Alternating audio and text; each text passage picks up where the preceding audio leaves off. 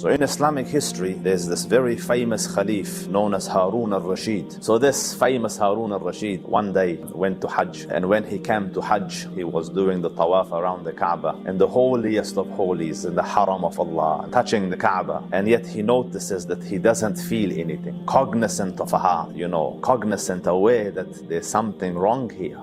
So Harun al Rasheed returned and he told his men, is there a scholar in Mecca that can give me advice? So they mentioned the name of a scholar. So he went with the first sheikh and talked to him, and the sheikh gave him some words of encouragement and advice, and Harun al Rasheed politely ended the meeting and walked out, and after a few steps told his men, this didn't make any effect on me, there's no change. Is there another sheikh, another doctor of the heart? So they took him to another one, and he went there, and Harun al Rasheed, in his anxiety growing, like what is happening, I sense no change in my heart. Spent some time with him, enough to meet the requirements of politeness, if you like, and then excused himself, and walking out told his person that, listen, this has not done much for me, is there another scholar around? So finally they said, there's one here, he's somewhat different, Fudayl ibn Iyad. So he said, let's go to Fudayl rahimahullah ta'ala. So they went to the door of Fudayl, and Fudayl used to spend a lot of time in the worship of Allah Rabbul Izzah and in seclusion, and he had a little lamp that would burn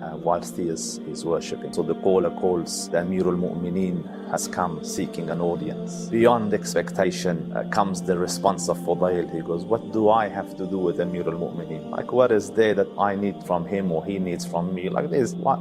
So the caller says, trying to reference to Fudayl, the verse of the Quran, obey Allah and obey the Prophet and those in charge of your affairs, as in the leader of the believers. So Fudayl said, I haven't finished from the obedience of Allah and His Prophet, and you're calling me to the obedience of this person. So anyway, reluctantly Fudayl came, but he turned his lamp off.